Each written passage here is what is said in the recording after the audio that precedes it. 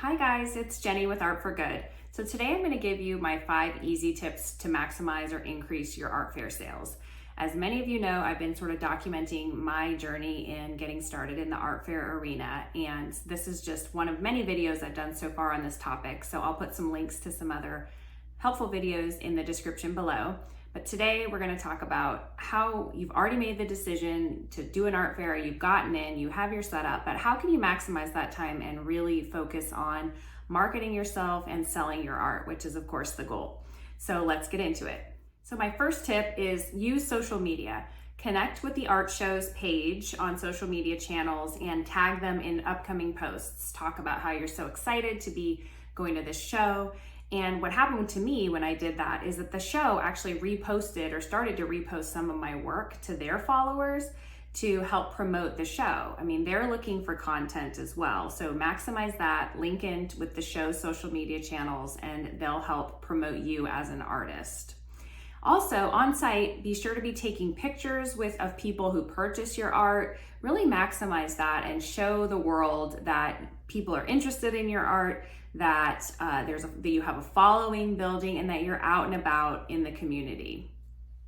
Also, share that you're going to be there on your personal social media channels. What happened to me was there was a lot of activity in my booth because there was so many people sort of stopping by to say hello. And so I noticed that when there were more people in the booth, more people walking by would actually start filtering in the booth, right? It's that whole concept of, people standing around the block in a line to get cupcakes, and all of a sudden your line keeps growing because it's signaling to the world that there's demand and interest in what you're providing.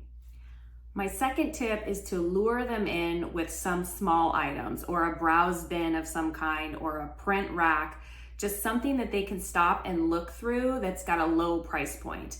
Even if you're making jewelry, if you have note cards, or you can have so many things printed nowadays, like promotional items with the imagery from your artwork that are at lower price points than the original artwork. And that's going to help kind of lure them in, and then they'll start browsing the bigger pieces and hopefully find something that they love. Some small items that I put out that were very popular were small practice pieces of canvas that were originals that I often use, like a smaller canvas if I'm trying a new technique or what have you. And a lot of times they come out to be really nice pieces. So I'll varnish those, and then I put them in a large browse bin so people could just kind of look through them. And that actually sold more than my large pieces of artwork. So my third tip is presence. You need to be present in your booth.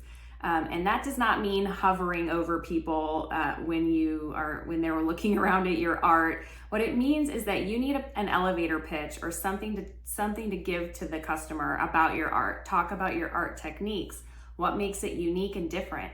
They also want to know a little bit about you as a person. So that goes into my tip number 4, which is personality. People buy art from artists that they like, that they relate to, or that they're inspirational in some way. So the personal bio that people hang in their art booth is really important. I would encourage you to develop one and give something for people to read about. Really serious artists are promoting themselves and their own personal brand as well as their art.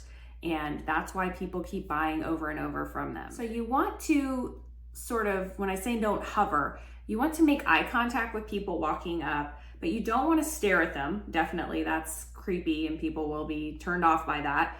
And so you want to be available for questions. So you might just say, "Good morning, let me know if you have any questions," and then go about doing something. Perhaps you have an activity in your booth. Maybe you're doing some artwork. People like to see that happening as well. It's interesting.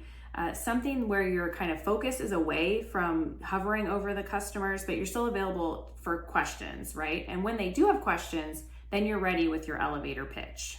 In my case, what I found to be very helpful was to have an opening at the back of my booth where I set my chair outside of that opening so they could see me. I was there, right? And because people are not comfortable being in your booth alone, especially with artwork, especially expensive artwork, because they're maybe afraid that if something's broken, they're going to get blamed for it. It's just a psychological thing where people just aren't comfortable being alone.